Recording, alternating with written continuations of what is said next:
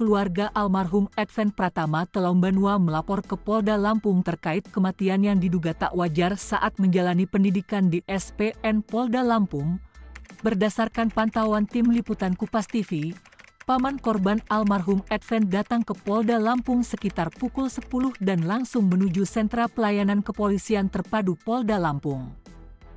Keluarga korban datang untuk melapor karena almarhum Advent diduga meninggal dianiaya oleh seniornya dan ditemukan sejumlah luka yang tak wajar pada bagian tubuh Advent. Tim kuasa hukum keluarga almarhum Advent sekaligus Ketua DPD Himpunan Masyarakat Nias Lampung, Salatieli Daily mengatakan kedatangannya ke Polda Lampung guna mendampingi keluarga almarhum Advent untuk membuat laporan. Bukti-bukti yang lampirkan untuk laporan diantaranya foto-foto sebelum otopsi termasuk rekam medis di Rumah Sakit Bayangkara. Dan berdasarkan temuan serta barang bukti, banyak hal yang dicurigai oleh keluarga korban. Menurut informasi keluarga diduga ada pelatih berinisial Brigadir I yang melakukan penganiayaan terhadap korban dengan cara dibanting. Adapun bukti tanda-tanda luka tak wajar diantaranya di bawah ketiak hitam membiru, 2 lubang di punggung, pantat dan dagu membiru, gigi patah, bibir sobek, dan jari sobek sekitar 2 cm. Adapun alasan keluarga tidak autopsi di Rumah Sakit Bayangkara karena awalnya belum mendapatkan hal-hal yang mencurigakan. Begitu almarhum Advent dalam perjalanan ke Kepulauan Nias, keluarga mendapatkan informasi yang valid bahwa almarhum Advent diduga dianiaya sehingga mendesak untuk melakukan autopsi di Rumah Sakit Adam Malik Medan.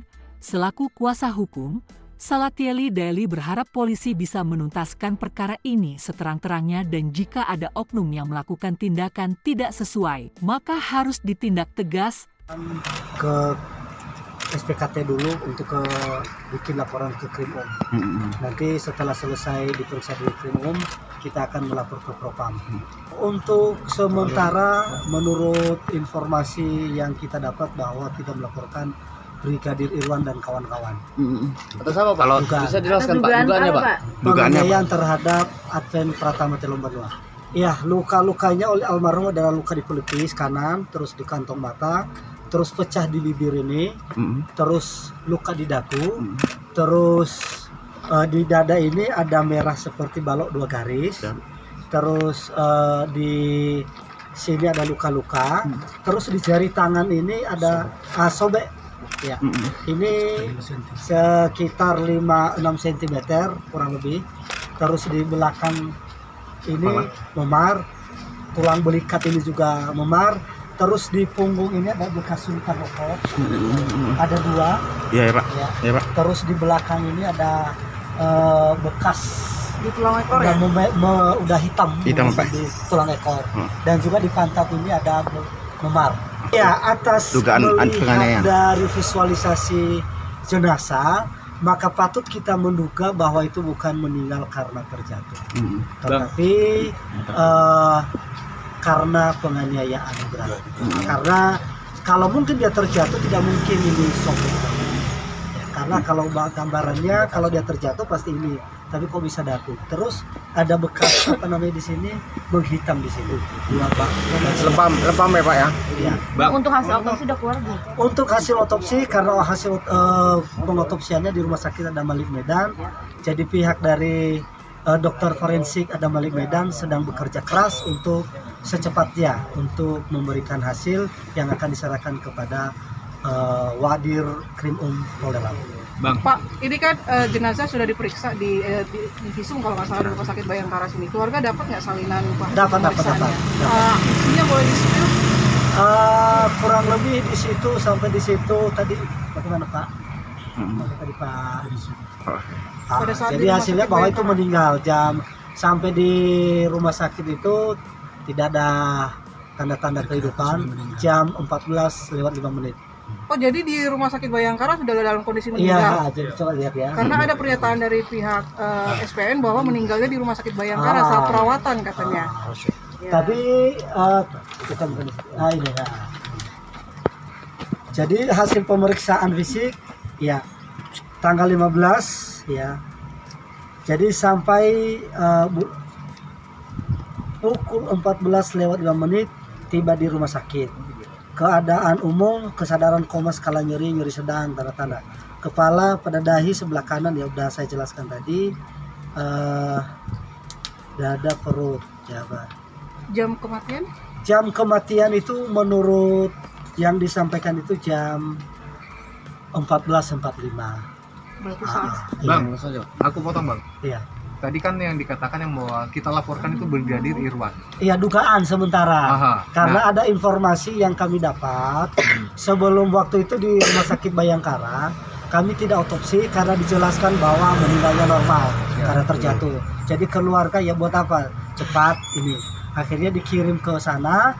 Nah, ketika saya sampai di Medan, transit di Medan, maka saya dapat informasi dari keluarga besar bahwa Ananda Adven Pratama itu bukan meninggal karena dengan wajar, tetapi oleh karena penganiayaan yang dilakukan oleh oknum pelatih di dalam. Dan oleh karena itu keluarga besar mendesak untuk otopsi.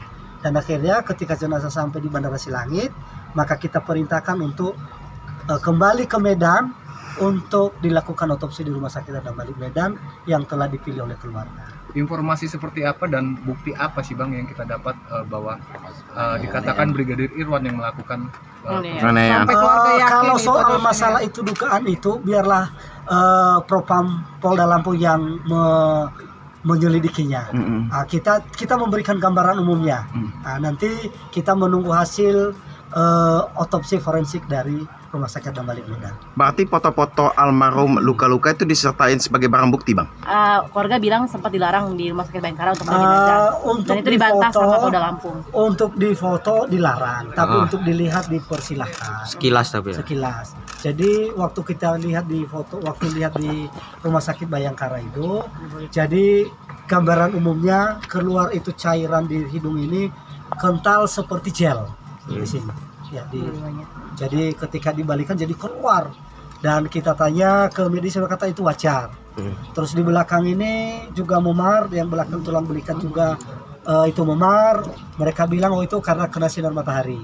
Terus yang di luka tadi, ya di luka yang ini tadi keluar darah segar seperti gel. Jadi kita angkat itu nggak putus. Jadi saya katakan tolong dilap. Saya bilang kenapa itu? Pak, karena dia telentang tidurnya, makanya darahnya mengalir seperti itu. Jadi namanya kita tidak punya latar belakang medis, apapun yang dijelaskan kita percaya. Dan ketika disampaikan kepada kita juga waktu sampai di Rumah Sakit Bayangkara, Bapak Kepala Sekolah Kombes Franky menyampaikan bahwa dia tidak ada di tempat, hanya mendapatkan laporan dari anggota.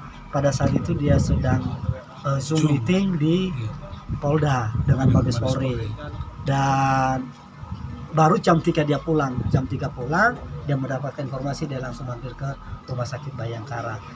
Ananda sudah. Dari Bandar Lampung, Andrius Martogi, Kupas TV melaporkan.